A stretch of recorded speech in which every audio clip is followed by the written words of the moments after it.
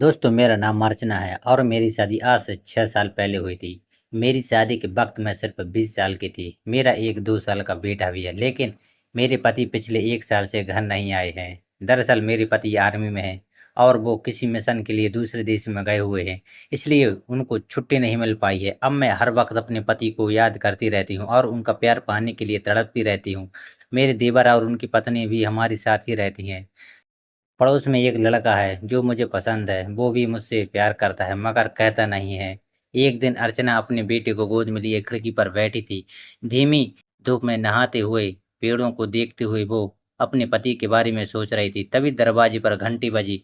अर्चना ने दरवाजा खोला तो सामने उसका पड़ोसी लड़का राहुल खड़ा था। राहुल थोड़ा घबराया हुआ लग रहा था। उसने हिचकिचाते हुए कहा, अर्चना जी, क्या मैं थोड़ी देर आपके घर में आ सकता हूँ? अर्चना ने राहुल को अंदर आने का इशारा किया। राहुल सोफे पर बैठ गया और कुछ देर तक चुप रहा। फिर उसने धीमी आवाज में कहा, अर्चना जी, मैं जानता हूँ कि आपके पति अभी घर नहीं है, लेकिन मैं आपसे कुछ ऐसा कहना चाहता हूँ जो मेरे दिल में बहुत समय से दबा हुआ है। अर्चना राहुल की बातें सुनकर चौंक गई। उसने पूछा, क्या बात है राहुल? राहुल ने गहरी सांस ली और कहा, अर्चना जी, मैं आपसे प्यार करता हूँ। अर्चना की आंखें फटी रह गईं। उसने कभी नहीं सोचा था कि राहुल उससे प्यार करता है। कुछ देर बाद अर्चना ने धीरे से कहा, राहुल, मैं तुम्हें दोस्त मानती हूँ, लेकिन मैं तुमसे प्यार नहीं कर सकती। मेरे पति मेरे लिए सब कुछ हैं। मैं उनका इंतजार कर रही हूँ और हमेशा उनसे ही प्यार करूँगी। राहुल निराश हो गया। उसने उठकर कहा, ठीक है अर्चना जी, मैं समझ गया। राहुल चला गया। अर्चना को राहुल के लिए थोड़ी दया भी आई। उसने सोचा, शायद राहुल को सचमुच मुझसे प्यार हो गया है, लेकिन मैं उसका प्यार स्वीकार नहीं कर सकती। मेरे पति मेरे लिए ही बने हैं। कुछ दिन बाद अर्चना को एक पत्र मिला। पत्र में लिखा था कि उसके पति मिशन में शहीद हो गए हैं। अर्चना का पूरा जीवन उजड़ गया। वो रोती बिलखती रह गई। उसके देवर और उनकी पत्नी ने उसे संभाला। कुछ महीने बाद अर्चना धीरे धीरे अपने दुख से उभरने लगी। एक दिन राहुल उसके घर आया। उसने अर्चना को देखा और पूछा, अर्चना जी, आप कैसी हैं? अर्चना ने राहुल को देखा और मुस्कुराते हुए कहा, मैं ठीक हूँ राहुल। राहुल ने अर्चना का हाथ पकड़ा और कहा, अर्चना जी, मैं जानता हूँ कि आप अभी भी अपने पति को याद करती हैं, लेकिन मैं आपका साथ देना चाहता हूँ। मैं आपके और आपके बेटे का ख्याल रखना चाहता हूँ।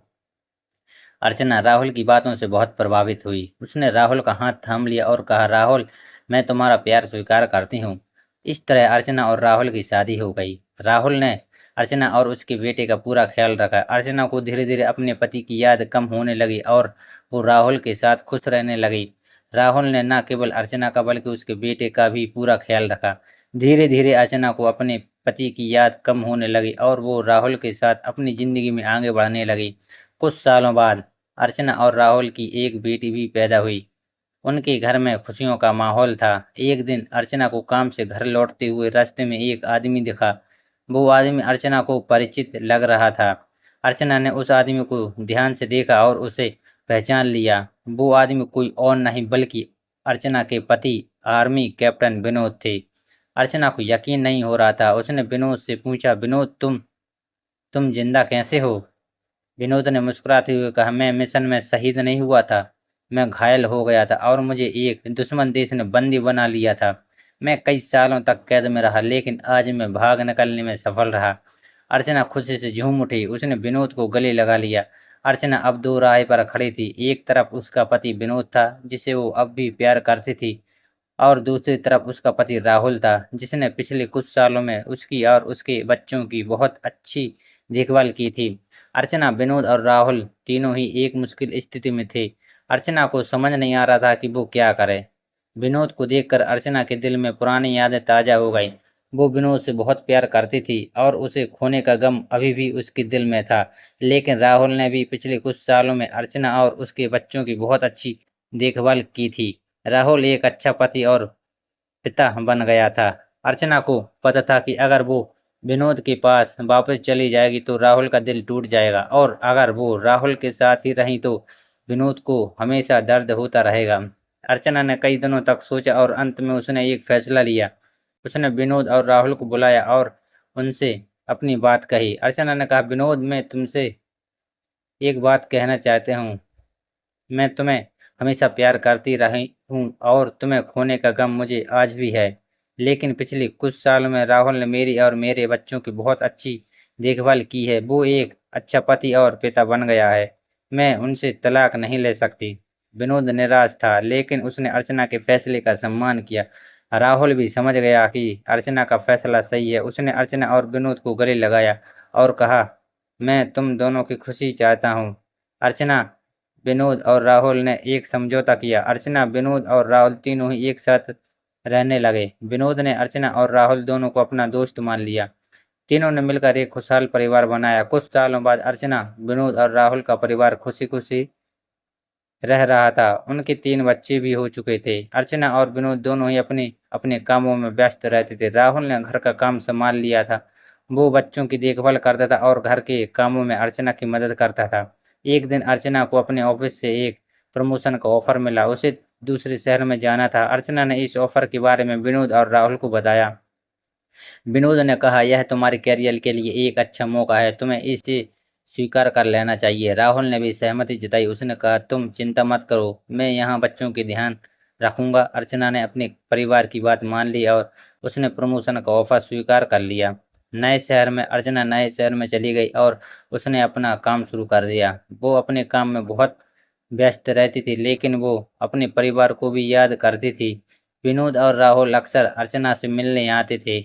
बच्चे भी अपनी माँ को बहुत याद करते थे। एक दिन अर्चना को अपने ऑफिस में एक नए प्रोजेक्ट पर काम करने का मौका मिला। यह प्रोजेक्ट बहुत बड़ा था और इसके लिए अर्चना को कई महीनों तक दूसरे शहर में रहना था।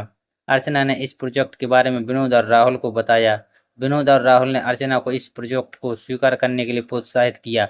उन्होंने कहा, यह तुम्हारे करियर के लिए एक बहुत बड़ा मौका है, तुम्हें इसे नहीं छोड़ना चाहिए। अर्चना ने अपने परिवार की बात मान ली और उसने प्रोजेक्ट को स्वीकार कर लिया। अर्चना दूसरे देश जाने के लिए तैयार थी, लेकिन उसे अपने परिवार की चिंता भी थी। वो सोच रही थी कि इतने लंबे समय तक उनसे दूर रहकर वो कैसे रह पाएगी।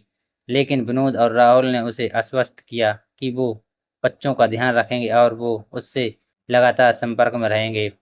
अंत में अर्चना दूसरे देश चली गई। वो वहाँ कई महीनों तक रही और उसने प्रोजेक्ट पर कड़ी मेहनत की। अर्चना ने प्रोजेक्ट को सफलतापूर्वक पूरा किया। उसकी सफलता की खबरें भारत में भी पहुंची। अर्चना के परिवार और दोस्तों को उसकी बहुत खुशी हुई। प्रोजेक्ट पूरा करने के बाद अर्चना भारत वापस आ गई। उसका परिवार और दोस्त उसका स्वागत करने के लिए एयरपोर्ट पर पहुंचे थे। अर्चना को अपने परिवार को देखकर बहुत खुशी हुई। उसने उन्हें गले लगा लिया और कहा, मैं तुम सबको बहुत याद करती थी। अर्चना की वापसी के बाद अर्चना अपने परिवार और दोस्तों के साथ खुशी खुशी रहने लगी। उसने अपने नए अनुभवों के बारे में सभी को बताया। अर्चना के करियर की सफलता से सभी बहुत प्रभावित हुए। नए अवसर, अर्चना को भारत में भी कई कंपनियों से नौकरी के ऑफर मिले, लेकिन अर्चना ने फैसला किया कि वो कुछ समय के लिए आराम करेंगे और अपने परिवार के साथ समय बिताएंगे। विनोद का नया सपना विनोद ने हमेशा से अपना खुद का बिजनेस शुरू करने का सपना देखा था। अर्चना की वापसी के बाद विनोद ने अपने सपने को पूरा करने का फैसला किया। उसने अर्चना से बात की, उसे बताया कि वो अपना खुद का बिजनेस शुरू करना चाहता है। अर्चना ने विनोद का समर्थन किया और उसे हर संभव मदद करने का वादा किया। विनोद ने अपना बिजनेस शुरू किया और धीरे धीरे वो सफल होने लगा। अर्चना ने भी विनोद के बिजनेस में उसकी मदद की। अर्चना, विनोद और राहुल तीनों ही अपनी अपनी जिंदगी में आगे बढ़ रहे थे, लेकिन उनके बीच एक अनिश्चितता का दौर भी शुरू हो गया था। अर्चना को नहीं पता था कि वो किसके साथ रहना चाहती है। वो विनोद से प्यार करती थी, लेकिन राहुल के साथ भी उसकी एक खास रिश्ता था। अर्चना अपने दिल के फैसले को लेकर बहुत उलझन में थी। एक तरफ विनोद था, जिसके साथ उसने शादी के बंधन में बंधकर कई साल बिताए थे। विनोद से उसका प्यार कभी कम नहीं हुआ था। दूसरी तरफ राहुल था, जिसने पिछले कुछ सालों में उसकी और उसके बच्चों की बहुत अच्छी देखभाल की थी। राहुल के साथ भी उसका एक अनोखा रिश्ता बन गया था। अर्चना दोनों ही रिश्तों को नहीं तोड़ना चाहती थी। अर्चना को अपने बच्चों की भी चिंता थी। वो नहीं चाहती थी कि उनके फैसले से बच्चों पर कोई गलत असर पड़े। अर्चना ने अपने दोस्तों और परिवार से सलाह मांगी, लेकिन हर कोई उसका अलग-अलग फैसला करवाना चाहता था। अंत में अर्चना ने खुद ही फैसला करने का फैसला किया। अर्चना ने अपने दिल की बात सुनी। उसने महसूस किया कि वो अभी भी विनोद से प्यार करती है। वो राहुल की दोस्ती और उसके द्वारा किए गए एहसानों की कद्र करती थी, लेकिन वो जानती थी कि वो सिर्फ विनोद के साथ ही रह सकती है।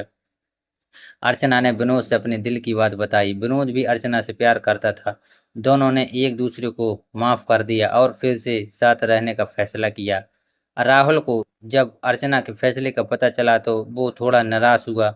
लेकिन उसने अर्चना और विनोद के फैसले का सम्मान किया। राहुल ने अर्चना और विनोद को अपनी शुभकामनाएं दी और कहा कि वो हमेशा उनका दोस्त रहेगा। अर्चना, विनोद और उनके बच्चों ने एक साथ एक नई शुरुआत की। उन्होंने अपनी पुरानी गलतियों से सीखा और आगे एक खुशहाल जीवन जीने का फैसला किया। अर्चना, विनोद और राहुल ने अपनी पुरानी गलतियों से सीख लिया था और अब वे एक नया जीवन शुरू कर चुके थे। अर्चना और विनोद ने अपने रिश्ते को मजबूत बनाने के लिए बहुत मेहनत की। उन्होंने एक दूसरे के साथ खुलकर बातचीत की और अपनी भावनाओं को व्यक्त किया।